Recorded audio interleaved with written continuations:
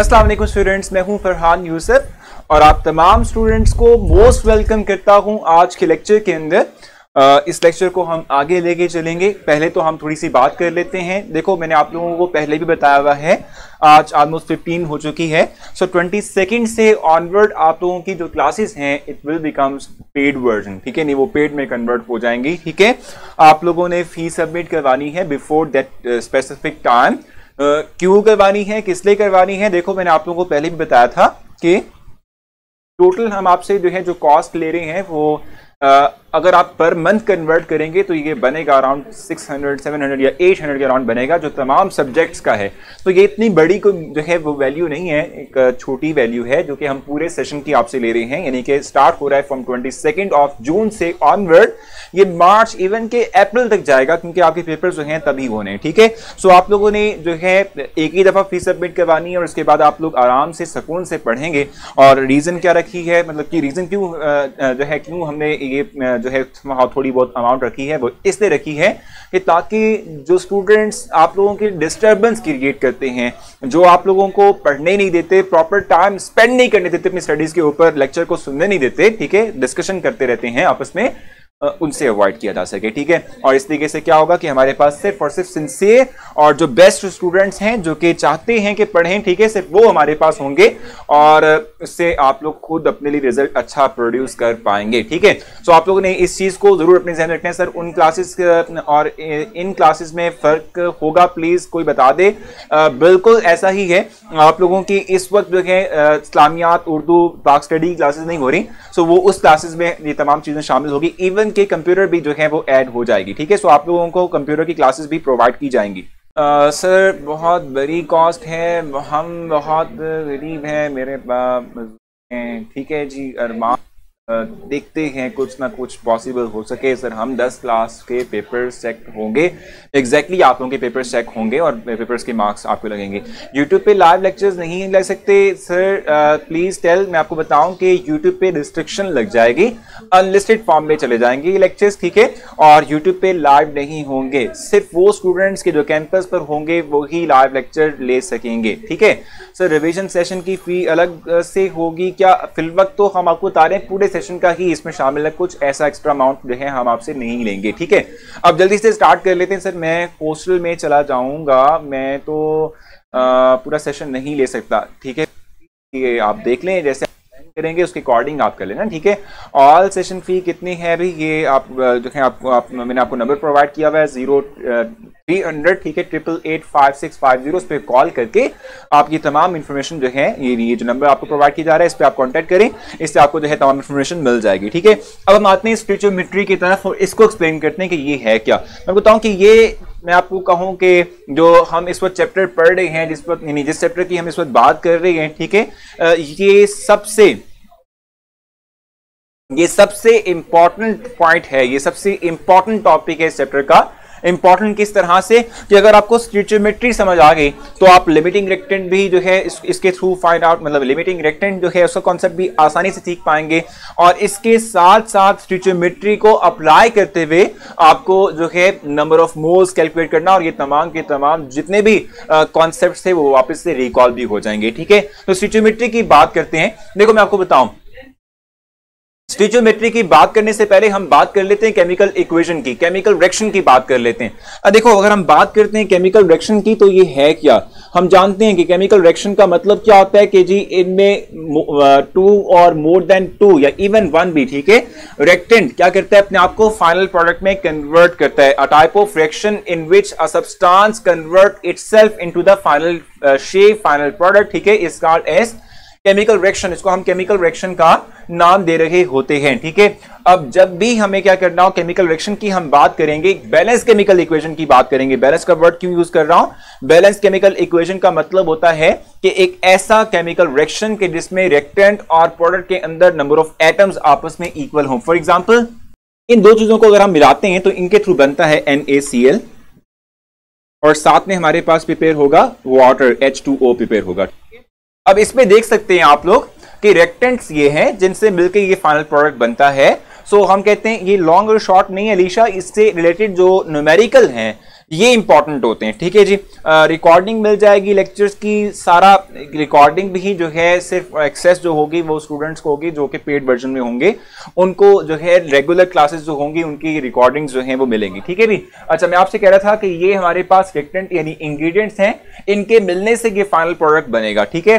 अब आप देख सकते हैं कि रिएक्टेंट्स के अंदर भी दो हाइड्रोजन है, एक ये और एक ये, ठीक है। और फाइनल प्रोडक्ट जो बन रहा है, ठीक है, इसमें वाटर के अंदर भी आप देख रहे हैं कि दो हाइड्रोजन्स यहां पर मौजूद हैं, ठीक हो गया। सो आप सिंपल देख सकते हैं कि आप कंपैरिजन कर लें रिएक्टेंट और प्रोडक्ट जो हमारे पास हैं, इनमें एटम्स की तादाद आपस में इक्वल है या नहीं है। अगर इक्वल है तो इस तरह के रिएक्शंस को हम कहते हैं बैलेंस केमिकल रिएक्शंस, ठीक है, इनको बैलेंस केमिकल रिएक्शंस का नाम देते हैं। अब बैलेंस केमिकल रिएक्शंस की जहां तक बात है, केमिकल रिएक्शंस की जहां तक बात है, इनकी कुछ समहाउ लिमिटेशंस हैं, ठीक है। क्या है हमारे पास, इनकी कुछ लिमिटेशंस है। मैं लिमिटेशन फर्दर आप लोगों के लिए मेंशन करूंगा और इसको मैं पहले एक्सप्लेन करूंगा, फिर मैं जाऊंगा टुवर्ड्स द स्टिचोमेट्री, ठीक है। स्टिचोमेट्री की हम बात करेंगे। इनकी लिमिटेशंस हैं, कौन कौन सी लिमिटेशन है, फर्स्ट हम बात कर लेते हैं। देखो, मैं आपको बताऊं कि अगर मैं फर्स्ट टाइम कोई एक रिएक्शन कर रहा हूं, ठीक है, जिसका मुझे नहीं पता, ठीक है, यानी जिसका जो है मुझे नहीं पता कि उसके थ्रू क्या बनने वाला है, कोई नई चीज मैं जो है देखना चाह रहा हूं कि कोई नई चीज बन जाए। अब अगर मैं रिएक्टेंट्स मिला देता हूं और उससे मैं एस्टिमेट करता हूं, यानी कि सपोज करता हूं कि प्रोडक्ट बन जाएंगे, ठीक है, तो मैं केमिकल रिएक्शन उसके लिए राइट कर सकता हूं। उसके लिए क्या कर सकता हूं, केमिकल रिएक्शन को राइट कर सकता हूं। जैसे फॉर एग्जांपल हाइड्रोजन और नाइट्रोजन को मैंने मिलाया,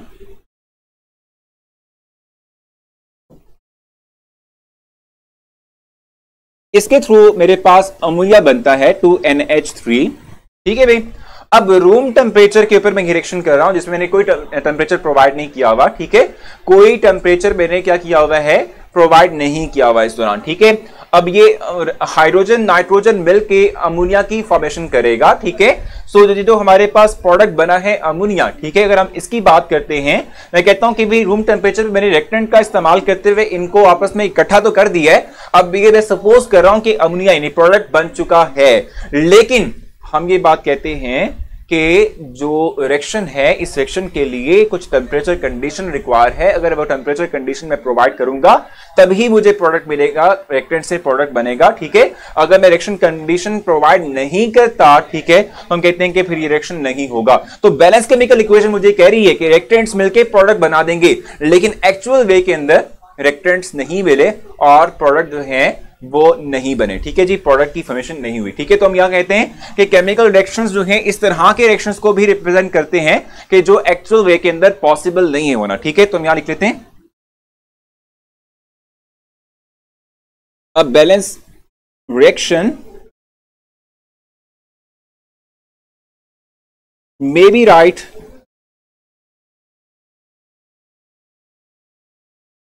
for those type of processes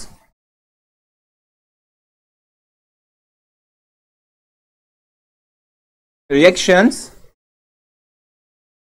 which are not possible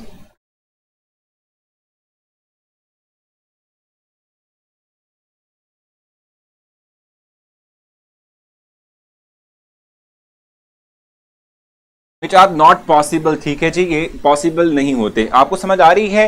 यहां तक आपने मुझसे कुछ पूछना हो आप मुझसे जरूर पूछ सकते हैं, मैं आपको जरूर कंफ्यूजन्स का आपको जो है रिस्पांस दूंगा। फर्स्ट मैंने आपसे कहा कि क्या करना है, आपने भी आपको मैंने ये बताया केमिकल रिएक्शन का मतलब सिंपली तौर पे क्या होता है कि रिएक्टेंट्स यानी कि ऐसे तमाम सब्सटेंस, ऐसे तमाम के तमाम इंग्रेडिएंट्स, ठीक है, जिनको हम मिला के फाइनल प्रोडक्ट बना रहे होते हैं, इनको रिएक्टेंट कहते हैं। तो रिएक्टेंट्स के मिलने से प्रोडक्ट बनता है, इसके लिए जो हम एक इक्वेशन राइट करते हैं इसको केमिकल रिएक्शन का नाम देते हैं। फिर बैलेंस केमिकल इक्वेशन की मैंने बात की थी कि एक वो टाइप ऑफ रिएक्शन जिसमें रिएक्टेंट्स और प्रोडक्ट के अंदर जो एटम्स हैं, ठीक है, वो आपस में इक्वल हों, ठीक है, इनको हम बैलेंस केमिकल इक्वेशन का नाम देते हैं। मैंने आपसे कहा केमिकल रिएक्शन की समहाउ कुछ जो है लिमिटेशंस हैं, ये कभी भी आपको जो है करेक्ट इंफॉर्मेशन प्रोवाइड उस वक्त तक नहीं कर सकता जब तक कि आप एक्सपेरिमेंटली ये चीज जस्टिफाई ना कर लें कि कोई रिएक्शन हुआ या नहीं हुआ। यानी कि हम बैलेंस केमिकल इक्वेशन इस तरह के प्रोसेस के लिए भी राइट कर देते हैं जो एक्चुअल वे में मुमकिन ही नहीं होते। जैसे मैंने अभी आपसे एग्जांपल के तौर पे ये शो किया कि ammonia formation at room temperature इतना पॉसिबल नहीं है, लेकिन बैलेंस केमिकल इक्वेशन कह रही है कि रिएक्टेंट मिल जाएंगे और प्रोडक्ट जो है हमारे पास बन जाएगा, ठीक है। क्वेश्चन पूछे यहां तक? क्वेश्चन पूछे आप लोग, क्योंकि आप लोग एक्सटेंसिव डिस्कशन कर रहे हैं तो कुछ भी समझ नहीं आने वाला आप लोगों को। तो आप लोग अगर आराम से सुकून से समझेंगे तो मेरे ख्याल से आप लोगों को चीजें क्लियर होना शुरू हो जाएंगी। क्लियर नहीं है वीडियो भाई? क्यों वीडियो क्यों क्लियर नहीं है? वीडियो तो बिल्कुल क्लियर है यहाँ पर। सर अगर इसकी लिमिटेशंस हैं तो ये रिजेक्ट क्यों नहीं हुई? देखो मैं आपको बताऊं कि अलीशा, बैलेंस केमिकल इक्वेशन की हम बात कर रहे हैं, तो बैलेंस केमिकल इक्वेशन तो हम इसलिए लिख लेते हैं, ठीक है, इसलिए राइट कर देते हैं कि इसके थ्रू समहाउ हमें अंदाजा हो कि हमारा मेन प्रोडक्ट क्या बनेगा, ठीक है। फिर उस चीज को हम जस्टिफाई करते हैं, उस चीज को हम जो है थोड़ा सा क्या कहते हैं प्रूव करते हैं by using the experimental work, ठीक है। तो एक्सपेरिमेंटल वर्क के थ्रू यही चीज जस्टिफाई होती है कि रिएक्शन हुआ या नहीं हुआ, या रिएक्शन के थ्रू जो हम एस्टिमेट लगा रहे थे कि प्रोडक्ट बनेगा वही बना या नहीं बना। रिपीट कर देते हैं, कोई क्वेश्चन है तो बता दें पहले, फिर हम रिपीट की तरफ जाएंगे। सर जी ड्यू सेशन टीचर्स चेंज होंगे? बिस्मा मोस्ट प्रोबेबली तौर पे जो है टीचर्स चेंज नहीं होंगे, हो सकता है कि कुछ हो भी जाए, लेकिन ये है कि यही रहेंगे आप। अबू बकर आपने करना ही है कि सेटिंग्स में जाकर अपने जो है वीडियो की क्वालिटी को इनहांस करना, ठीक हो जाएगा। सर जी लिमिटेशंस हैं तो रिजेक्ट क्यों नहीं हुई? नहीं, अलीशा आपको बता दिया। अच्छा, रूम टेम्परेचर पर अमोनिया नहीं होता? देखो मैं आपको बताऊं कि इसके लिए आप आगे जाएंगे तो उसमें पढ़ेंगे कि कुछ कंडीशंस होती हैं जो कि टेम्परेचर कंडीशंस होती हैं, इसके बिना हम कहते हैं रिएक्शन पॉसिबल नहीं होता। हाँ जी मिनाहिल, मैं बड़ा बड़ा लिखता हूं ताकि आपको समझ आ सके। सर जी दोबारा समझा दें। अभी बता देता हूं मैं आप लोगों को, मैंने आपसे कहा कि स्टोइचियोमेट्री को डिफाइन अभी हमने नहीं किया हुआ, ठीक है। उससे पहले हम कुछ चीजें पढ़ रहे हैं, क्योंकि स्टोइचियोमेट्री की डेफिनेशन के अंदर बैलेंस केमिकल इक्वेशन की टर्म आएगी, तो उस केमिकल इक्वेशन को समझने की कोशिश कर रहे हैं, उसकी लिमिटेशंस को समझने की कोशिश कर रहे हैं, फिर हम जाएंगे towards the stoichiometry. Chemical reaction का मतलब क्या होता है? एक ऐसी इक्वेशन जिसमें कि हम रिएक्टेंट्स, यानी रिएक्टेंट्स का मतलब क्या होता है? वो सब्सटेंस के जिनको मिलाने से एक फाइनल चीज बनती हो, ठीक है। जो फाइनल चीज जो है प्रोडक्ट हमारे पास बनता हो, जैसे कि आप चाय बनाने के लिए इंग्रेडिएंट्स के तौर पे शुगर का यानी आप कहते हैं मिल्क का, ठीक है, और टी जो है क्या कहते हैं लीव्स का इस्तेमाल करते हैं एज ए इंग्रेडिएंट के तौर पे, तो वो आपके रिएक्टेंट्स होते हैं। फाइनल प्रोडक्ट आपका जो है वो फाइनल फॉर्म के अंदर टी होती है, ठीक हो गया। सो हम ये बात कहते हैं केमिकल इक्वेशन का मतलब क्या हुआ? एक वो इक्वेशन जिसमें हम रिएक्टेंट्स और प्रोडक्ट दिखाएंगे, इनकी कन्वर्जन को डिस्प्ले करेंगे, इसको हम कहते हैं ये बेसिक तौर पे केमिकल इक्वेशन कहलाती है। और फिर मैंने आपसे कहा था बैलेंस केमिकल इक्वेशन, इसका मतलब क्या होता है कि वो टाइप ऑफ रिएक्शन जिसमें के रिएक्टेंट और प्रोडक्ट के अंदर जो नंबर ऑफ एटम्स हैं, ठीक है, वो आपस में इक्वल हो। मैंने वहां आप देख भी सकते हैं कि यहाँ 3 हाइड्रोजन है, यहाँ पर भी 3 हाइड्रोजन, 3 2 6 होता है, 3 2 6 यानी 6 हाइड्रोजन है। नाइट्रोजन 2 है, यहां भी नाइट्रोजन 2 ही होंगे, ठीक है जी। उसके बाद मैंने आपसे कहा कि कुछ लिमिटेशंस होती हैं इक्वेशन की, बैलेंस केमिकल इक्वेशन या सिंपल केमिकल इक्वेशन की कुछ लिमिटेशंस होती हैं। अब वो लिमिटेशंस हमने देखनी है। फर्स्ट लिमिटेशन मैंने आपसे कही कि हम ऐसे प्रोसेसेस के लिए भी रिएक्शंस केमिकल इक्वेशंस राइट कर देते हैं कि जो मुमकिन ही नहीं होते, पॉसिबल ही नहीं होते, ठीक है जी। ऐसे केमिकल इक्वेशंस भी राइट कर देते हैं, नहीं केमिकल इक्वेशंस की जो है ऐसे रिएक्शंस के लिए भी राइट कर दी जाती है जो पॉसिबल एक्चुअल वे में नहीं होते, ठीक है। तो ये एक फर्स्ट लिमिटेशन है। सेकंड हम कहते हैं कि chemical reaction it can not give us information about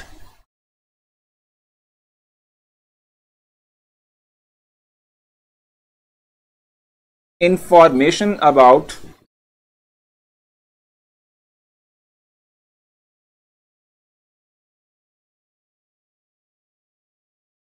rate of reaction,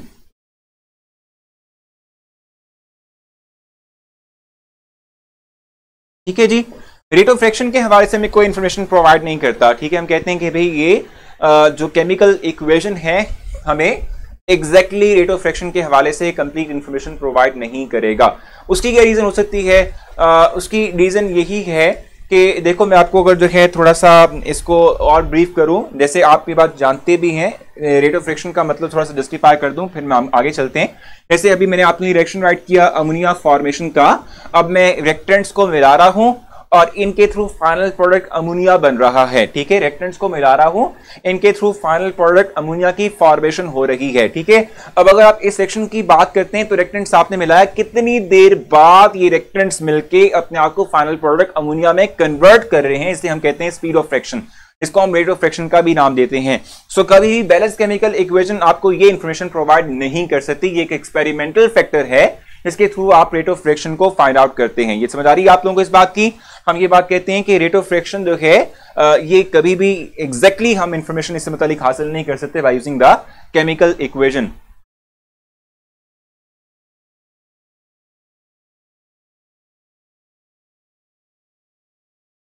ठीक है रूज, देख लेते हैं। आप जस्ट पहले फोकस करें इस लेक्चर के ऊपर। इसमें कोई बात पूछनी है आपने तो मुझसे पूछें, फिर हम आगे चलेंगे। बताएं कि केमिकल रिएक्शन के अंदर कोई कंफ्यूजन आपको आ रही है, कुछ पूछना है तो आप मुझसे पूछ लें, फिर हम आगे चलते हैं। मैं अब डिफाइन करूंगा आप लोगों के लिए स्टीचियोमेट्री को डिफाइन करेंगे। यहां तक कुछ पूछना है आप लोगों ने? अगर नहीं पूछना तो क्लियर जरूर मेंशन करें ताकि हम आगे चल सकें।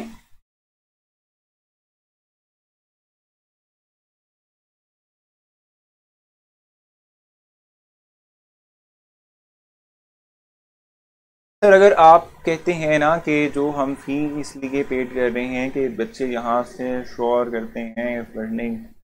हम्म।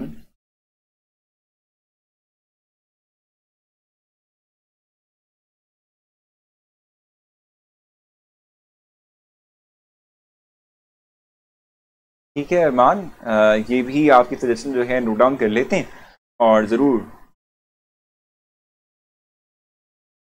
इसको भी हम नोट डाउन कर लेते हैं और फिर बताएंगे आपको। डायनामिक इक्विलिब्रियम का मतलब क्या होता है? देखो उज़ैर, एक तो ये कि डायनामिक एक तो इक्विलिब्रियम हमने पढ़ा नहीं ना अभी तक, ठीक है?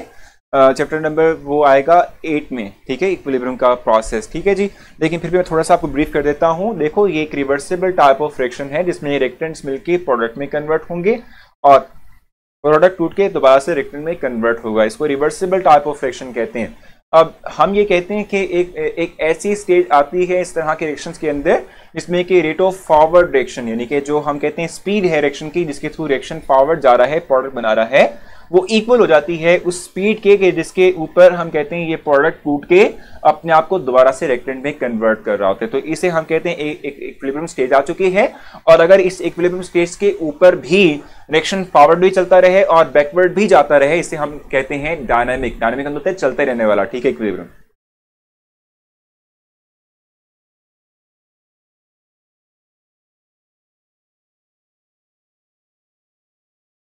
इंशा आप अपना थोड़ा सा ना इंशा आप अपना थोड़ा सा जो है वीडियो की जो क्वालिटी है इसको थोड़ा सा इन्हांस कर लें ताकि क्लियर हो जाए। सर जी ये नोट करना है एग्जैक्टली बिस्मा आपने नोट करना है, ये बहुत अच्छा है, मतलब ये बहुत इंपॉर्टेंट पॉइंट है जो आप मैं बता रहा हूँ आप लोगों को।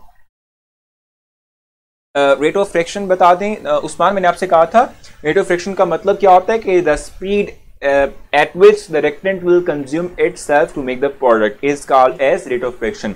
यानी कि वो रिएक्शन की स्पीड की जिसके ऊपर रिएक्टेंट्स मिलने के बाद अपने आप को फाइनल प्रोडक्ट में कन्वर्ट करेंगे, इसको हम रेट ऑफ फ्रैक्शन का नाम देते हैं। तो पॉइंट 2 रिवाइज कर दें तो मैंने आपसे कहा कि एक बैलेंस केमिकल इक्वेशन जो है वो कभी भी रेट ऑफ फ्रैक्शन यानी स्पीड ऑफ फ्रैक्शन के मुतालिक आपको इंफॉर्मेशन प्रोवाइड नहीं करेगा कि किस स्पीड के साथ रिएक्टेंट्स कंज्यूम होंगे और अपने आप को फाइनल प्रोडक्ट में कन्वर्ट करेंगे।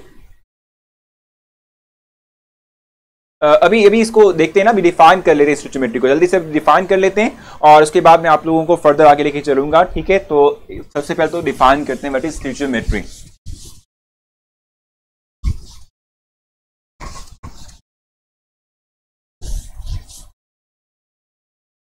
सो स्टोइचियोमेट्री जो है ये डिफाइन कर लेते हैं।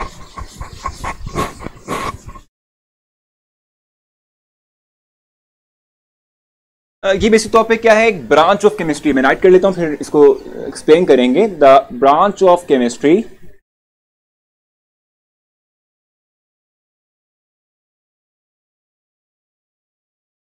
that deals with the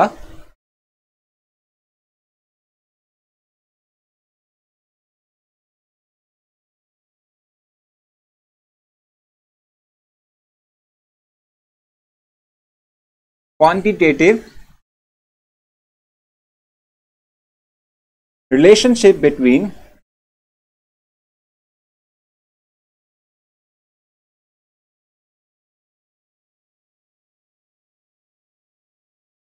reactant and product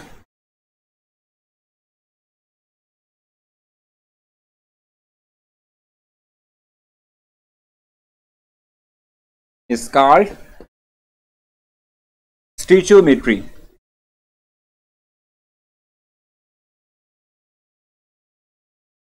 इसको हम स्टिचोमेट्री कहते हैं।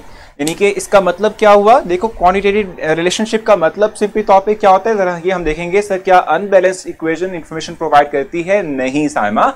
देखो बैलेंस केमिकल इक्वेशन हो या अनबैलेंस केमिकल इक्वेशन हो, दोनों की संभाव थोड़ी बहुत लिमिटेशंस होती हैं। जो मैंने लिमिटेशंस राइट की थी वो दोनों के लिए अप्लाई होती हैं, चाहे वो बैलेंस्ड हो या वो अनबैलेंस्ड फॉर्म के अंदर हो। ठीक है जी।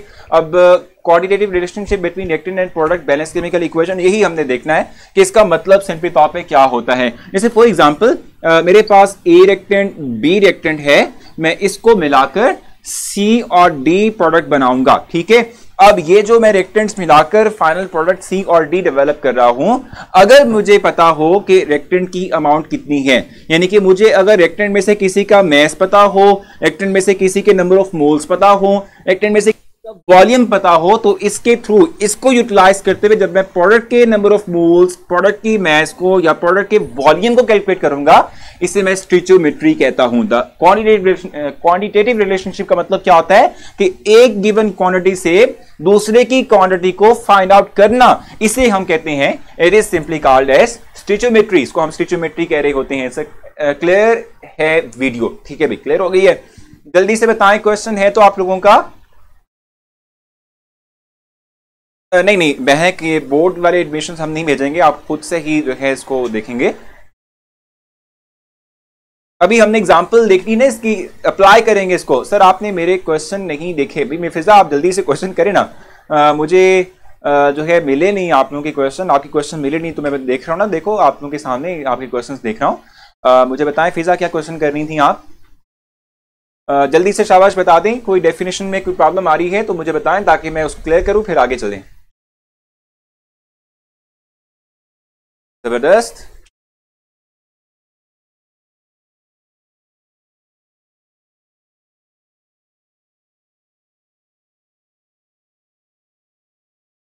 It's only for gas? नहीं, बिल्कुल नहीं, ओनली फॉर गैस नहीं है, ये लिक्विड और सॉलिड सब्सटेंसेस के लिए भी अप्लाई होता है। ठीक है जी। थैंक यू, बहुत बहुत शुक्रिया। अच्छा काइंडली साइड पे, भाई साइन पे हो जाते हैं, जल्दी से आप इसका जो है वो ले सके, स्क्रीनशॉट ले सके। मैं जरा होल्ड डाउन कर दूं। अच्छा अगेन भी समझा देता हूं, एग्जाम्पल भी देते हैं खदीजा। अभी हम एग्जाम्पल की बात करेंगे, स्टिचोमेट्री को अप्लाई करेंगे एग्जाम्पल के ऊपर, और उसके थ्रू हम रिएक्टेंट से प्रोडक्ट की अमाउंट को कैलकुलेट करेंगे। रिपीट कर देते हैं ना, कह रहे हैं, जल्दी से रिपीट करते हैं। मैंने आपसे कहा कि ये एक ब्रांच ऑफ केमिस्ट्री है। ठीक है, ये कंप्लीट नॉलेज है। ठीक है, जिसका हम इस्तेमाल करते हैं किस चीज के लिए भी? क्वांटिटेटिव रिलेशनशिप के लिए। क्वांटिटेटिव रिलेशनशिप का मतलब क्या होता है कि रिएक्टेंट्स जो हैं वो फाइनल प्रोडक्ट में अपने आप को कन्वर्ट कर रहे हैं। अगर मुझे रिएक्टेंट में से किसी भी रिएक्टेंट की अमाउंट का पता है, मैस की फॉर्म में भी हो सकता है वो, मोल्स की फॉर्म में भी हो सकता है वो, वॉल्यूम की फॉर्म के अंदर भी हो सकता है, मैं इनको इस्तेमाल करते हुए प्रोडक्ट की मोल्स को, मैस को या वॉल्यूम को कैलकुलेट करूंगा, तो इसे मैं स्टिचोमेट्री कहता हूं। यही काम हम कर सकते हैं। अगर मुझे प्रोडक्ट के नंबर ऑफ मोल्स, प्रोडक्ट का मैस या प्रोडक्ट का वॉल्यूम पता हो, तो मैं इसको रिवर्स बैक में लेते हुए रिएक्टेंट के मोल्स को, रिएक्टेंट के मैस को या रिएक्टेंट के वॉल्यूम को भी कैलकुलेट कर सकता हूं। इसे मैं स्टिचोमेट्री कहता हूं। मुझे उम्मीद है कि अभी क्लियर हो चुका होगा। सर डेफिनेशन रिपीट कर दें, रफी सभी रिपीट की है। आई थिंक अभी क्लियर हो चुका होगा, और हम आगे चलें और फुल जो है कुछ फर्दर जो है इससे मतलब डिस्कस करें। आई थिंक आप लोगों को ये चीजें क्लियर हो चुकी हैं। जब भी हम स्टिचोमेट्री की बात करते हैं, हम एक बैलेंस केमिकल इक्वेशन की बात करते हैं। आपने डेफिनेशन में भी देखा होगा, इंशा भी रिपीट किया इसको, कि जब भी हम क्या कहते हैं, रिएक्टेंट की अमाउंट से प्रोडक्ट की अमाउंट को कैलकुलेट करते हैं, या प्रोडक्ट की अमाउंट गिवन हो उससे रिएक्टेंट की अमाउंट को कैलकुलेट करते हैं, इसे स्टिचोमेट्री कहते हैं। द क्वांटिटेटिव रिलेशनशिप का मतलब ही यही होता है। और बैलेंस केमिकल इक्वेशन में आपको बता चुका हूं कि इसका मतलब सिंपली तौर पे क्या होता है। सर ये रिएक्शन क्लोज जार में होंगे? नहीं, लाजमी नहीं है मोहम्मद। ठीक है, इसको आप ओपन एयर में भी कर सकते हैं, कोई मसला नहीं है। ठीक है भी। अच्छा, अब यहां पर मैं आपको बताऊं कि जब भी हम स्टिचोमेट्रिक जो कैलकुलेशंस हैं वो अप्लाई करते हैं, इस नॉलेज का इस्तेमाल करते हैं, तो इसके लिए संभाव कुछ कंडीशंस हैं जो हम एज्यूम कर रहे होते हैं। सर मेरे क्वेश्चन फिर नहीं पढ़े आपने? भाई फिजा क्वेश्चंस तो कर लो, मैं कब से देखा था आपके लिए कि भाई आप फिजा के क्वेश्चंस आ जाए, उनका मैं आंसर कर दूं, फिर मैं आगे चलूं। ठीक है जी। तो फिजा जल्दी से अपने क्वेश्चंस को कॉपी पेस्ट करें यहां पर, ताकि मैं आप लोगों के क्वेश्चंस का आंसर कर सकूं। अब मैं यहां पर कुछ कंडीशंस मेंशन करूंगा कि जिनको हम अपने जहन में रखते हैं और उसके तहत हम ये नॉलेज अप्लाई करते हैं। Sir forward and reverse reaction क्या लिखा? Sir forward and reverse section होते हैं इसमें, बिल्कुल फॉरवर्ड एंड रिवर्स सेक्शन की हम बात नहीं कर रहे। देखो अलीशा मैं आपको बताऊं फॉरवर्ड और रिवर्स का लाजमी नहीं है, यानी कि आप कह रही है ना कि रिवर्सिबल टाइप ऑफ फ्रिक्शंस पे ही हम अप्लाई करेंगे, लाजमी नहीं है अलीशा, ठीक है। ये एक non reversible type of frictions पे भी इक्वली अप्लाई होगा। एफए की क्लासेस कहां से ज्वाइन करनी है उसामा? एफए की क्लासेस हम दे नहीं रहे हैं अभी, ठीक है, ऑफर नहीं कर रहे अभी तक, ठीक है। अच्छा एनुअल पेपर ही होते हैं आप लोगों के। अब देखो मैं फिजा का वेट कर रहा हूं लेकिन फिजा का कोई क्वेश्चन नहीं आ रहा, फिर बाद में कहेंगे कि भाई मेरा आंसर नहीं कर रहे हैं। अब चलें आगे चलते हैं। अच्छा देखो कुछ चीजें हम एज्यूम करते हैं। सिलेक्शंस फॉरवर्ड में फास्ट होता है, 10 मिनट्स 10 में पढ़ा था, और रिवर्स में स्लो होता है। देखो फिजा अगर आप एक रिवर्सिबल टाइप ऑफ फ्रिक्शन की बात कर रहे हैं जिसमें कि रेक्टेंट्स मिलके प्रोडक्ट बनाते हैं और प्रोडक्ट टूटने के बाद वापस से अपने आप को कन्वर्ट करता है रेक्टेंट की फॉर्म के अंदर, ठीक है, तो मैं आपको बता दूं कि इस टाइप ऑफ फ्रिक्शंस के अंदर इनिशियली तौर पे जो रेक्टेंट की अमाउंट होती है वो बहुत ज्यादा होती है। रेक्टेंट की अमाउंट ज्यादा होने की बुनियाद पर जो रिएक्शन जिसके थ्रू वो रेक्टेंट मिलके प्रोडक्ट में कन्वर्ट होंगे उनकी स्पीड वाकई ज्यादा होगी शुरू में, लेकिन जैसे जैसे आप रेक्टेंट्स को कंज्यूम करते जा रहे हैं रिएक्शन के अंदर रेक्टेंट की अमाउंट कम होती जा रही है तो रेट ऑफ फॉरवर्ड डायरेक्शन कम होता जाएगा, और चूंकि प्रोडक्ट बनता जा रहा है तो रेट ऑफ बैकवर्ड डायरेक्शन के अंदर इंक्रीजमेंट आना शुरू हो जाएगी। ये आपने 10 में पढ़ा था और यहां पर इसको डायरेक्टली अप्लाई नहीं कर सकते। Thank you for repeating again, बहुत शुक्रिया भी हानिया, आपने जो है सीख लिया। अब हम आगे चलते हैं। कटिंग कहां से करवाता हूं यार, ये कटिंग कहां से करवाता हूं ये भी बता दूं मैं। चलिए जी आगे चलते हैं। क्लोज जार नहीं ओपन में भी हो सकता है ये रिएक्शन, ठीक है। अब यहां कुछ कंडीशन मेंशन करूंगा जो हम खुद से एज्यूम कर रहे होते हैं। फर्स्ट वन क्या है, यानी हम कहते हैं रिएक्शन के थ्रू कोई भी साइड प्रोडक्ट नहीं बनेगा। ये दो चीजें हम करते हैं। नो साइड रिएक्शन का मतलब सिंपली तौर पे क्या होता है, जैसे मैंने अभी आपसे कहा था, अभी देख लो कि नाइट्रोजन को हम मिलाते हैं विद हाइड्रोजन और इसके थ्रू हम क्या कर रहे होते हैं भी, इसके थ्रू हम गेट कर रहे होते हैं अमोनिया NH3, ठीक है। अब इस रिएक्शन में अगर आप देखें तो हम ये एज्यूम करते हैं कि सिर्फ अमोनिया ही बनना चाहिए, लेकिन अगर ऐसा हो कि इंप्योरिटी की फॉर्म के अंदर, आप जानते हैं एयर में ऑक्सीजन तो है ही, तो अगर ये ऑक्सीजन रिएक्ट कर जाए और वाटर की फॉर्मेशन होना शुरू हो जाए तो ये हमारा बाय प्रोडक्ट है। हम एज्यूम करते हैं कि हमारा रिएक्शन के थ्रू सिर्फ मेन प्रोडक्ट बनेगा, कोई बाय प्रोडक्ट या साइड प्रोडक्ट जिसको हम कहते हैं ये नहीं बनेगा। क्वेश्चन पूछे यहां तक सर, अगर कोई कैंपस में फुल सेशन ज्वाइन नहीं करना चाहता तो उसकी फी क्या होगी? लगभग ये तो एक ऑर्डिनरी, मतलब आप कह लें कि ये तो अब हम नहीं डिफाइन कर सकते ना कि भाई आप जो है सेशन कंप्लीट करना चाहती नहीं। देखो एक ही दफा फीस ली जाएगी और पूरे सेशन की ही ली जाती है ना। सिर्फ लास्ट पॉइंट रिपीट कर दें तो लास्ट पॉइंट जल्दी से रिपीट कर लेते हैं। और लास्ट पॉइंट जो है सर एक MCQ बता दें। हाजरा वही वाला तो नहीं है जो आप उस दिन पूछ रही थी, वैसे बता सकती हैं। अच्छा, we assume that there will be no side products, मतलब ये है कि हम रेक्टेंट्स के थ्रू एक प्रोडक्ट जो एस्टिमेट कर रहे थे, एज्यूम कर रहे थे, वो ही बने, उसके अलावा कोई और प्रोडक्ट ना बने, ठीक है जी। अब इंशाल्लाह आपसे जो है कल मुलाकात होगी। आप अपना बहुत सारा ख्याल रखेंगे, दुआ में याद रखेंगे, लेक्चर के मतलब फीडबैक भी देना है, रेट भी करना है आपने। कोई कंफ्यूजन हो आप मुझसे डायरेक्टली जो है मेरी किसी पोस्ट पर कमेंट करके पूछ सकते हैं। अपना ख्याल रखें, अल्लाह हाफिज।